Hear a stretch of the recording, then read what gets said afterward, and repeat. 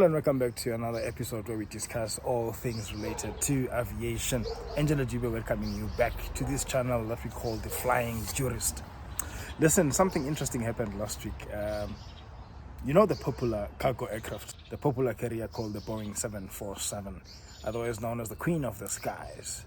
You know, there's a delivery that took place to Atlas Air last week, and it was a seminal moment. It was an important delivery. It was a significant delivery in the sense that that was the last delivery to be made of the Boeing 747. The Boeing 747 became popular amongst cargo operators because of the large volumes it can carry, the large capacity it has to carry, cargo around the world. Most of them were, started out as passenger aircrafts, but they were then converted into cargo aircraft because you can load as much as you can into that particular aircraft. The Queen of the Skies first became airborne in February 1969. Yeah, more than 50 years ago. A whole half a century, 5 decades ago. That's when the first delivery of the 747 was made, and it has outlasted many of its competitors, including the Airbus A380, which program ran for a little bit shorter, far shorter than the program of the 747. So with the delivery of the last jet to Atlas Air, the question becomes, has the proverbial fat lady sung yet?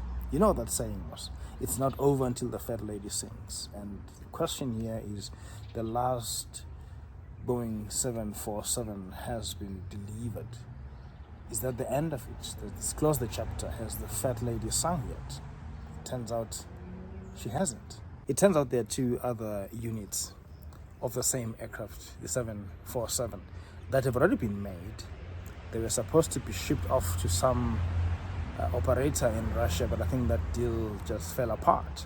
So what's going to happen now is they're going to convert those to form part of the U.S. presidential fleet, the so-called Air Force One, the one that we usually see in movies and everywhere else.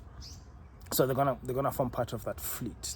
They are now being retrofitted with the necessary equipment, the necessary calibrations to actually take on that particular task. So as much as the delivery of the last Airbus, corrected, the delivery of the last Boeing 747 was made to Atlas Air the other week, it does not necessarily mark the very, very end of the program, because 2 of them, yes, they were made already, they're already in existence, but they're still being retrofitted, and then they'll be delivered to the US Air Force. I'm sure it won't be as much fanfare as this one was. This one really marked the last, delivery of the last produced item from the facility.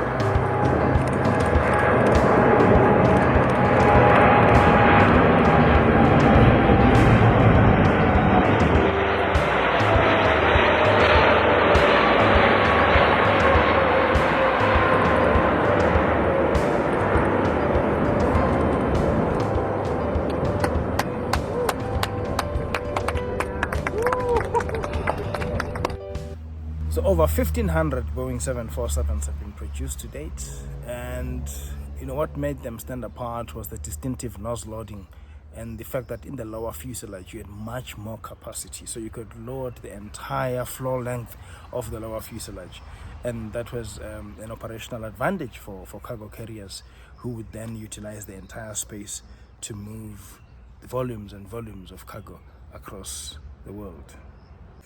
So don't forget to like, share and subscribe. We've seen some growth in the past few months and we appreciate that.